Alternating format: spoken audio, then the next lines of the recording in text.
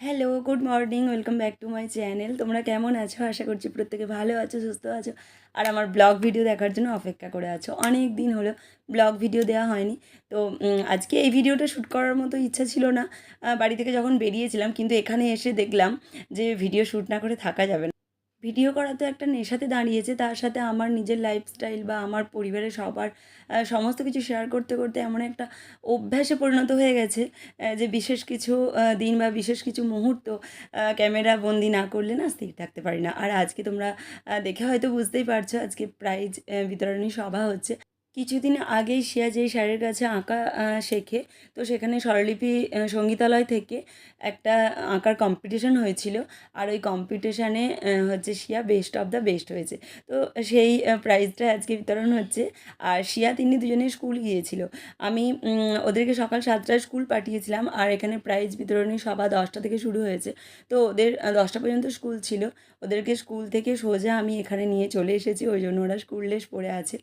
তো প্রাইজটা নিয়েই হচ্ছে যে বাড়ি যাবো। আর স্কুল থেকে খুব একটা দূর না, তবুও টোটো করতে হয়েছিল। মানে প্রাইজটা যেখানে দেওয়া হচ্ছে সেখানে দূরত্ব আর স্কুলের দূরত্বর মধ্যে একটু তো পার্থক্য আছে। সে আর বাচ্চা মানুষ অত হাঁটতেও পারবে না, টোটোয় করে ওদের দুজনকে নিয়ে চলে এসেছি।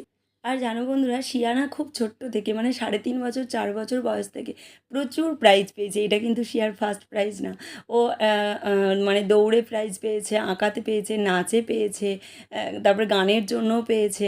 আর এখানে দেখো আবার আজকে একটা আঁকাতে পেলো। তো ছোটো থেকে অনেক প্রাইজ পেয়েছে। আর মাঝের 2-3 বছর জানো তো তিন্নি হওয়ার কারণে অনেকটাই মানে গ্যাপ হয়ে গেছে। আমি শিয়ার প্রতি তেমন একটা নজর দিতে পারতাম না, যেটা প্রত্যেক মায়েরই হয়, দুটো করে বেবি নিলে যেটা হয় সেটা শিয়ার ক্ষেত্রে হয়েছিল। তো 2 বছর ওর প্রচণ্ড ক্ষতি হয়ে গিয়েছিল। আবারও দেখো প্রাইজ পাওয়া শুরু হয়ে গেছে। আশা রাখছি আগামী দিনে আরও ভালো ভালো প্রাইজ পাবে, আর আমার শিয়া তিন্নি দুজনে অনেক বড় হবে।